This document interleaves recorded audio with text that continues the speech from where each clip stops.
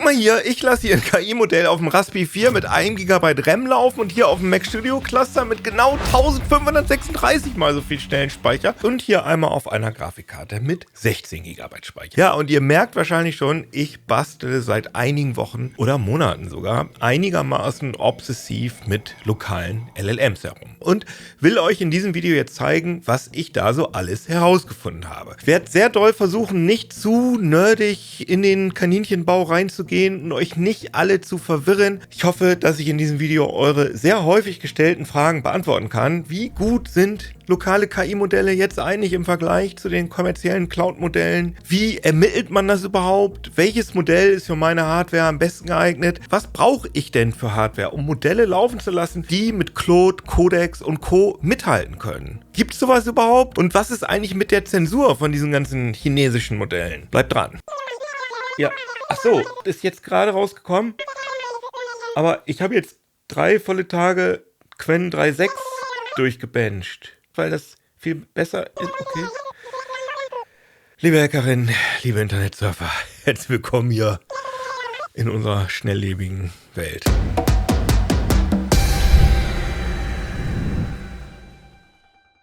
Aber oft kann man nicht alles lokal laufen lassen und man ist halt im Internet unterwegs. Und da ist Identitätsdiebstahl leider ein Ding. Und da kommt Incogni ins Spiel, die sponsern dieses Video. Denn es gibt inzwischen auch hunderte von Datenhändlern, die eure Daten entweder legal oder sogar illegal aus irgendwelchen Servereinbrüchen bekommen haben. Und damit steigt auch das Risiko von Scam und Identitätsdiebstahl. Mit der DSGVO und Co. gibt es zwar die Möglichkeit, einer Datennutzung zu widersprechen, aber da müsstet ihr halt jede Firma einzeln anschreiben.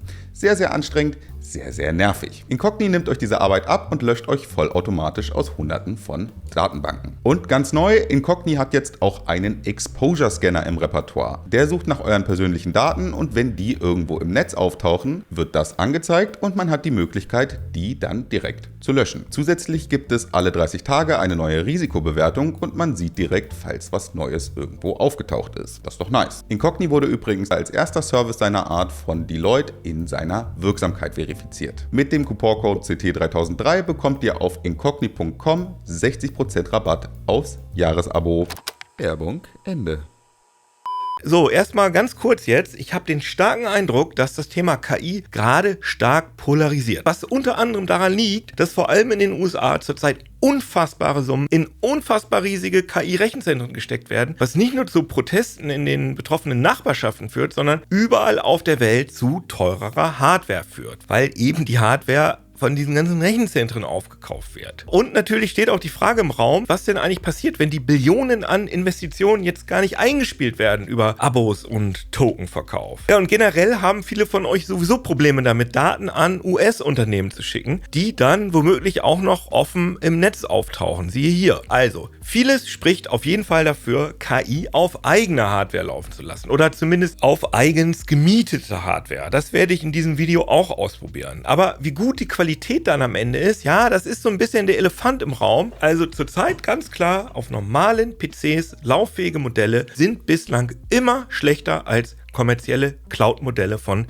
Anthropic und Co. Das ist natürlich auch logisch, weil die großen Modelle schließlich auf Millionen teurer Hardware laufen. Das finde ich aber in Bezug auf das Erwartungsmanagement wichtig zu sagen. Fakt ist aber auch, dass die kleinen Modelle, aktuell Qwen 3.8 27b, das so ungefähr ab 24 GB Speicher ordentlich läuft, beeindruckend viel können. Und dass da wirklich gerade die KI-Welt so ein bisschen auf den Kopf gestellt wird durch diese kleinen Modelle. Deshalb jetzt erstmal Kapitel 1, wie gut sind die lokalen Modelle genau? Ja, also woher weiß man das überhaupt, wie gut die Modelle sind? Woher ich das weiß? Also aus praktischer Erfahrung, weil ich sage ja, seit Wochen spiele ich mit den Dingern rum. Aber das zeigen auch die beiden Websites Artificial Analysis und Arena AI. Die ranken Modelle anhand unterschiedlicher Kriterien. Welche das sind, sage ich später noch was zu. Aber auf jeden Fall finden sich hier in den Rankings auf beiden Seiten eigentlich immer die Modelle von Anthropic vorne. Also Claude Opus 5 oder Fable 5. Aber während früher dahinter eigentlich immer OpenAI mit GPT-Modellen kam und Google-Modelle, also Google Gemini, fanden sich da in den letzten Wochen immer wieder Modelle von Alibaba, die machen die Qwen-Modelle, ZAI, die haben GLM oder Moonshot AI, die haben Kimi im Programm. Kimi K3 ist zurzeit zum Beispiel auf Platz 5 bei Artificial Analysis von allen getesteten Modellen. Ja, und alle 3 Firmen kommen aus China und alle diese Modelle sind sogenannte Open Weights Modelle, die man runterladen und selbst laufen lassen kann. Also wenn man die Hardware hat. So, und ich muss zugeben, dass ich lange Zeit eher so ein bisschen der Skeptiker war und dachte, ja gut, die lokalen Modelle, die mögen in den Benchmarks ganz gut abschneiden manchmal, aber in der Praxis kommen die doch eh nicht an die Qualität der großen US-Anbieter ran. Und dann muss ich auch sagen, da war ich auch ein bisschen irritiert, als ich den Analysten und Podcaster Pip Klöckner gesehen habe, der, wie ich finde, sehr kompetent über die wirtschaftlichen Zusammenhänge in der KI-Welt berichtet, als der vor ein paar Monaten Folgendes sagte. Mit einem Zeitverzug von 6 bis 7 Monaten könnt ihr auf eurem Heim-PC eine KI nutzen, die so schlau ist, wie was vor einem halben Jahr in einem Datacenter laufen würde. Ja, und ich dachte mir damals, ja nee, 6 bis 7 Monate, das ist doch Wunschdenken, oder? Aber ich habe dann jetzt mal selbst die Rechnung gemacht mit dem brandneuen Qwen 3827B. Und das Ding läuft ja auf jeden Fall auf einer Consumer Gaming Karte, auf einer High-End 24 GB Karte zwar, aber zum Beispiel auch auf einer RTX 3090 und die ist ja immerhin schon 6 Jahre alt und die kriegt man gebraucht eigentlich für unter 1.000 Euro. Ja, und hier auf Artificial Analysis bekommt das Modell einen Intelligence Score von 52. Vor 7 Monaten waren die State-of-the-Art-Modelle Claude Opus 4.5, Google Gemini 3 Pro und OpenAI GPT 5.2. Ja, und alle diese Modelle werden mir hier mit weniger Punkten angezeigt. Also okay, auf dem Papier, korrekt. Aber kommen wir mal in die Praxis. Kann das denn wirklich stimmen? Ja, komm, wir fragen Qwen 3827B einfach mal Sachen. Seit wann gibt's Heise Online? Wie hießen die ersten 5 Sams-Bücher? Ja, und da kommt dann, ich sag's mal ganz deutlich, kompletter Schrott raus. Also, kennt ihr zum Beispiel die Fachzeitschrift Datenschnitt? Ja, nee, ich auch nicht. Und die gab's auch nie, natürlich. Und es gab auch kein Sams und Schnipp. Ja, und es gab auch keinen Sams und Schnibbel in Afrika. Ja, okay, aber was ist denn jetzt mit so einfacheren Sachen? Also Fakten, die definitiv sehr häufig im Trainingsmaterial gestanden haben. Gehe ich mal von aus. Zum Beispiel, gib mir alle Bundespräsidenten der Bundesrepublik Deutschland. Ja, und da sieht die Liste erstmal auf den ersten Blick okay aus, aber wenn man genauer hinguckt, sind da etliche Fehler drin. Horst Köhler war zum Beispiel nicht in der FDP. Und Karl Carstens ist auch nicht im Amt verstorben, sondern erst 1992. Aber wie kann das jetzt sein, dass Qwen 3827B so viele Punkte im Intelligence Ranking hat und so einen Mist erzählt? Ja, ganz einfach, weil die meisten Benchmarks im Intelligence Index Ranking hier nicht das Wissen abfragen, sondern die überprüfen, wie gut die Modelle coden können, wie gut die ein Terminal bedienen können, wie gut die Werkzeuge wie Websuche bedienen können, wie exakt die sich einzelne Informationen in langen Prompts, in langen Kontexten merken können. Reines Wissen fragt eigentlich nur noch ein Benchmark aus den 9 hier in diesem Index verwendeten ab und das ist AA Omniscience, der zu 12% in diese Gesamtpunktzahl reingeht. Und wenn ihr jetzt denkt, hä, was ist das für ein Quatsch? Nein, das ist wirklich sinnvoll, weil eben 2026 reines Wissen abfragen nicht mehr wirklich so relevant ist bei LLMs. Denn LLMs können ja in so agentischen Systemen im Internet suchen. Die müssen das ja alles gar nicht selbst wissen. Und das ist auch das große Umdenken, was jetzt gerade passiert. Vielleicht brauchen wir gar nicht diese Riesenmodelle, vielleicht reichen ja kleinere, die darauf optimiert sind, sich die Informationen selbst zu suchen. Und dazu komme ich auch später nochmal im Detail beim Kapitel Software. Aber jetzt erstmal Kapitel 2, was braucht man für Hardware? So, also wie kriegt man jetzt diese ganzen dollen lokalen Modelle zum Laufen? Ja, typische CT-Antwort, kommt drauf an. Fangen wir mal mit dem aktuellen besten lokalen Modell an, also mit dem besten Modell, das man theoretisch selbst laufen lassen kann. Das ist Kimi K3. Das ist hier im Ranking auf Platz 5 und hat nur 2 Punkte weniger als zum Beispiel Claude 5 Fable. Und ich hatte mir in den Kopf gesetzt, dieses Kimi K3 zum Laufen zu kriegen. Ich hatte mir extra für dieses riesenfette LLM von Apple 4 Mac Studio mit M3 Ultra ausgeliehen. 2 mit 512 GB Unified RAM und 2 mit 256 GB. Kommen wir also auf 1,5 Terabyte schnellen Speicher. Und ja, reicht nicht für Kimi K3, denn mit nutzbarem Kontext braucht das 1,6 Terabyte. Und dann hat mir Hetzner noch einen Server mit 8 mal RTX RTX 6000 mit jeweils 96 GB superschnellem VRAM zur Verfügung gestellt. Also dann hat also einer dieser Cluster 768 GB RAM, da hätte ich dann 3 Stück von gebraucht. Also ich hätte das Modell auf 3 dieser Server auslagern müssen, weil 768 GB mal 3, das hätte ausgereicht. Nicht mal 2 hätten gereicht. Und das ist jetzt mein Punkt. Dieses höher, schneller, weiter, das funktioniert nicht so einfach in der KI-Welt. Also klar, 768 GB auf schnellen Blackwell-Nvidia-Karten, das ist praktisch. Zum Beispiel kann ich da zumindest GLM 5.2 drauf laufen lassen. Das braucht so ungefähr 450 GB Speicher. Aber das ist halt laut Artificial Analysis nur 2 Punkte besser als Qwen 3827B, was auf meiner 24 GB Grafikkarte läuft. Aber kurzer Einschub, GLM 5.2 ist wirklich ein extrem kompetentes Modell. Gefällt mir richtig gut, habe ich viel mitgemacht. Mir gefällt auch unter anderem gut, dass es nicht so krass zensiert ist wie Qwen. Schaut mal, das antwortet Qwen 3827B, wenn ich frage, was 1989 am Tiananmen-Platz passiert ist. Zu diesem Thema kann ich keine Informationen bereitstellen. Und im Nachdenkprozess kann man auch deutlich sehen, über dieses sensible Thema darf ich nicht sprechen. Aber man kann diese Zensur wirklich nicht für alle chinesischen Modelle verallgemeinern, denn GLM 5.2, ja, ist auch aus China,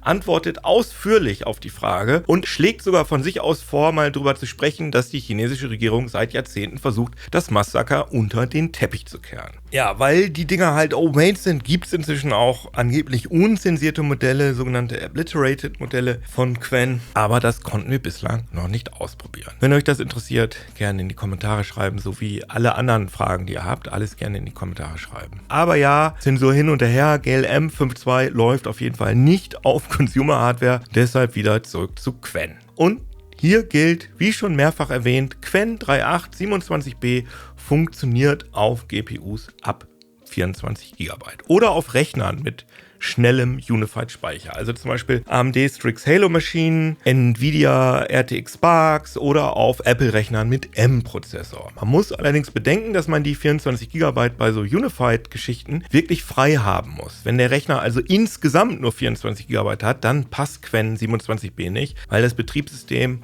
und sowas ja auch noch irgendwo untergebracht werden muss im Speicher. Und wenn ihr jetzt sagt, oh, es gibt doch Quantisierung. Also damit ist gemeint, dass die Genauigkeit der Werte in den Weights verringert wird, also dass die gerundet gespeichert werden. Dadurch werden die Daten kleiner, passt besser in weniger Speicher. Aber es ist sowieso inzwischen schon de facto Standard, dass Open Weights LLMs so im Bereich Q4, Q5, also 4 bis 5 Bit Quantisierung verwendet werden, weil genauere Daten bringen euch fast nichts. Wenn euch das interessiert, habe ich euch ein interessantes Experiment verlinkt. Der Entwickler Piotr Migdał hat Qwen 3627B in den Varianten von BF16, also 16-Bit Gleitkomma-Genauigkeit, bis runter auf 2-Bit ausprobiert. Also bei BF16 brauchten die Weights über 54 GB und in der 2-Bit-Variante unter 10 GB. Also ein Riesenunterschied bei der Größe. Bei der Ausgabequalität hat es tatsächlich erstaunlich wenig Unterschiede gegeben. Also 2 und 3-Bit, da sieht man schon Verschlechterung, aber über den Daumen kann man sagen, ab 4 Bit ist die Verschlechterung vernachlässigbar. Zumindest beim Pelikan-Test hier,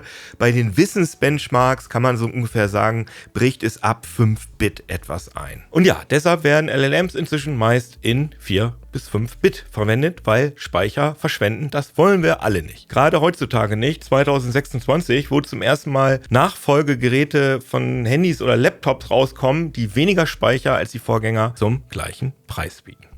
Also, niemand hat so viel Speicher. Die meistverkaufte Grafikkarte zurzeit ist ja die AMD RX 9070 XT mit 16 GB Videospeicher und darauf könnt ihr die Qwen-Varianten mit der sogenannten Mixture of Experts Technik verwenden. Konkret ist das zum Beispiel Qwen 3635B A3B. Das Ding hat zwar mehr Parameter als das 27B-Modell, nämlich 35 Milliarden statt 27, aber wegen dieser MOE-Technik müssen die nicht alle gleichzeitig im GPU-Speicher sein, sondern nur die sogenannten Experten, die gerade verwendet werden. Der Rest kann im langsamen System-RAM rumhängen und deshalb läuft das auch auf 16 GB Karten. Leider gab es das während meiner Tests noch nicht in der 3.8er Version, sondern nur in 3.6, aber das hat auch okay 32 Punkte im Intelligenzindex von Artificial Analysis. Und guck mal, hier habe ich sogar Benchmark-Ergebnisse für euch von meinem Kollegen Danny Gille. 34,9 mit der 9060 XT und ungefähr 57 Token die Sekunde mit der Nvidia 5060 Ti. Eine 9060 XT mit 16 GB Achtung, die gibt es auch mit 8 GB Speicher, kostet, sagen wir mal, knapp 500 €. Und ja, wenn ihr jetzt denkt, brauche ich denn überhaupt eine Grafikkarte, kann ich nicht den Hauptspeicher verwenden? Ja, könnt ihr, aber das ist lahm. Und ihr wollt gerade für Agenten, also wo es so viel hin und her geht, intern, eigentlich mindestens 30 Token die Sekunde haben für die normale sogenannte Token Generation, also so die normalen Tokens, die generiert werden. Agenten arbeiten dummerweise auch mit riesigen Prompts. Das heißt dann, je größer die Prompts werden, also je größer der Kontext wird, desto mehr Verarbeitungszeit brauchen die LLMs und das machen GPUs einfach deutlich schneller. Stichwort Prompt Processing. Und da sind gerade Nvidia GPUs richtig gut drin. Wenn ihr wirklich nur KI machen wollt, Agenten und so Kram, und ihr in dem Bereich unter 2000 € für den Komplett-PC bleiben wollt, dann würde ich euch eher eine gebrauchte RTX 3090 empfehlen. Da könnt ihr dann nämlich dank 24 GB Grafikspeicher Qwen 3827B verwenden. Und das Ding funktioniert wirklich super mit OpenClaw, Hermes oder OpenCode oder sonst was. Und da wären wir direkt in Kapitel 3 Software. Ich hatte das ja schon gesagt, die kleinen Modelle spielen ihre Stärken nur aus, wenn sie Tools benutzen können. Und dazu brauchen sie ein sogenanntes Harness, also Software drumherum, die regelt, was das LLM machen darf und was dem LLM zum Beispiel ermöglicht, eben im Internet was nachzuschlagen und ein Terminal zu benutzen und Programme zu starten, um zum Beispiel mit Python irgendwas auszurechnen. Und solche Harnesse gibt es etliche inzwischen, also so rund um die Uhr agentische Systeme, die die ganze Zeit laufen, wie OpenClaw und Hermes, hatten wir zu beiden schon ein Video, oder auch so On-Demand Coding Tools, also die nicht immer laufen, sondern die ich manuell aufrufe und denen ich dann einfach in echter Sprache sage, was sie tun sollen. Die können auch Sachen auf meinem Rechner machen, also sowas wie, keine Ahnung, ordne mir mal die Bilder in diesem Ordner, Software XY läuft hier nicht richtig, kannst du mal in den Logs gucken oder so. Und das funktioniert wirklich erstaunlich gut, müsst ihr echt mal ausprobieren. Das ist cool. Ja, ich nutze im Moment auf jeden Fall sehr gerne OpenCode und ja, da ziehe ich mir ein lokales LLM rein und dann kann das tolle Dinge tun. Und ich nutze das alles gerne auf der Kommandozeile. Wenn ihr das partout nicht wollt, also ich würde es euch empfehlen eigentlich, aber wenn ihr das nicht wollt, dann könntet ihr zum Beispiel das neue LM Studio Bionic verwenden. Das unterstützt auch Tool-Calls und auch Websuche. Was mir allerdings nicht so gut gefällt, will man die Websuche bei LM Studio Bionic aktivieren, muss man erst einen Account erstellen. Und hey, das ist ja eigentlich gerade das Dolle an lokalen Modellen, dass ich eben keinen Account irgendwo habe und Daten bei irgendeiner Firma hinterlasse. Ich finde aber sowieso immer ganz elegant, wenn man das LLM und den Harness voneinander trennt. Also ich stelle mir das LLM immer so wie Wasser vor, was aus einem Wasserhahn kommt und ihr könnt da dann halt unterschiedliche Dinge dran anschließen an den Wasserhahn. Also ein Duschkopf oder ein Rasensprenger, keine Ahnung, eine Wasserbombe, weiß ich nicht. Der Wasserhahn heißt auf jeden Fall in der KI-Sprache Endpoint und diesen Endpoint stellt die sogenannte Runtime oder die LLM-Engine, KI-Engine zur Verfügung. Also die Software, die die LLM-Gewichte lädt und die Tokens da abzapft. Und diese Runtime ist ziemlich relevant, also die unterscheiden sich. Die bekanntesten sind LM Studio und Ollama, aber es gibt noch etliche andere Runtimes und die unterscheiden sich in Sachen Geschwindigkeit. Guck mal hier, das ist natürlich ein extremes Beispiel. Das ist auf diesem fetten GPU-Cluster, von dem ich am Anfang erzählt habe. Also da sind RTX Pro 6000 Blackwell-Karten drin. Und da schafft zum Beispiel Ollama nur 21 Token die Sekunde mit Qwen 3827B. Mit VLLM gibt es das Vierfache. Das läuft übrigens alles auf Ubuntu 26.04. Und ich sag's ganz ehrlich, ich habe VLLM noch nie manuell installiert, sondern das war alles GLM 5.2, was auf einem anderen Rechner lief und dessen Endpoint von diesem Rechner, auf dem ich jetzt Qwen installiert habe, von OpenCode angezapft wurde. Und dann habe ich halt einfach gesagt, ich möchte hier Qwen 3.8 27b servieren. Probier doch mal bitte aus, was am besten läuft und probier mal ein paar Quantisierungen aus und probier mal ein paar Runtimes auf und dann wird das alles runtergeladen und ausprobiert, Benchmarks gemacht und irgendwann läuft da dann die vermeintlich beste Variante. Und das funktioniert, meiner Erfahrung nach, ich habe es schon oft gemacht auf unterschiedlichen Rechnern, funktioniert super. Dauert unterschiedlich lange, aber irgendwann läuft. Und ja, ich weiß, die wenigsten Leute dürften einen Rechner haben, wo ein GLM 5.2 Endpoint drauf läuft. Also es war bei mir auch reiner Zufall, dass ich das gerade da hatte. Ihr könnt natürlich auch einfach ein Cloud-Modell verwenden und so habe ich das auch schon wirklich auf etlichen Rechnern gemacht. Ich habe halt ein Entropic-Abo für 18 € im Monat und das reicht für diese Zwecke auf jeden Fall aus. Ihr könnt aber natürlich auch alle anderen Cloud-Sachen benutzen. Ich benutze ganz gerne Claude, weil Claude Code halt einfach so schnell installiert ist. Das sieht so aus bei mir. Also angenommen, ich habe einen Rechner, wo ich ein lokales LLM drauf serven will. Dann installiere ich Claude Code mit dieser einen Zeile, logge mich in meinen Account ein und dann sage ich zum Beispiel, ich möchte auf diesem Rechner ein lokales LLM serven. Bitte guck mal nach, was Stand heute das Beste ist, was auf diesem Rechner läuft und dann macht Claude das. Kurzer Nachtrag nach einigen Versuchen, ob Claude das beste Modell für euren Rechner findet, das ist dann doch ziemlich Glückssache. Besser ist es meist, ihr nennt das Modell konkret, was ihr nutzen wollt. Infos zu aktuellen Modellen findet ihr zum Beispiel hier oder auf Local Llama auf Reddit. Ihr könnt dann auch sagen, bitte konfiguriere mir Open Web UI und Open Code mit diesem Endpoint und dann habt ihr einmal eine ChatGPT-mäßige Oberfläche für euer lokales LLM im Browser und ihr habt ein Coding-Tool in der Kommandozeile, die beide über den gleichen Endpoint laufen. Also ich finde das ziemlich cool. Danach könnt ihr auch Claude Code löschen und dann könnt ihr das, was vorher Claude Code gemacht hat, einfach mit eurem lokal gesurften Open Code machen. Funktioniert erstaunlicherweise vergleichbar gut. Wenn ihr also so Sachen auf dem Terminal machen wollt unter Linux, funktioniert wirklich mit Qwen gut. Also,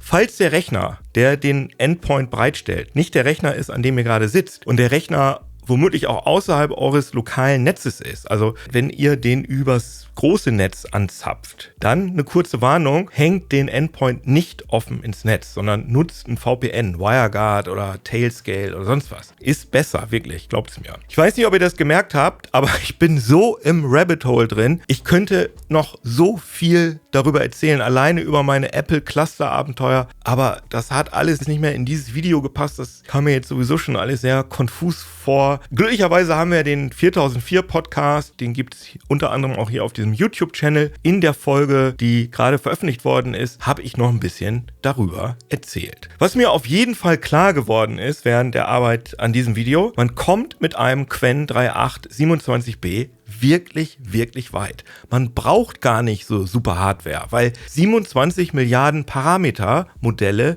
die reichen für die meisten Dinge inzwischen aus. Da steckt zwar nicht so viel Wissen drin, aber viel Können. Und das reicht halt, wenn man weiß, wo man das Wissen extern abrufen kann. Und ich glaube, dass das einen ganz schönen Paradigmenwechsel auslösen könnte. Vor allem, weil die meisten Leute ihre lokalen LLMs noch ohne Tool-Call-Möglichkeit verwenden. Also einfach nur irgendwelche Infos da abzapfen oder Quellcode abzapfen, den sie dann copy-pasten und die noch nicht agentisch verwenden. Aber ich sage euch, wenn ihr den Dingern Tools in die Hand gebt, dann fängt das Ganze erst wirklich richtig an, praktisch zu werden. Ja, ich hoffe, ihr habt Ideen bekommen durch dieses Video. Schreibt die gerne in die Kommentare. Schreibt mir gerne die offenen gebliebenen Fragen da rein. Da gibt es bestimmt noch viele. Und ja, tschüss.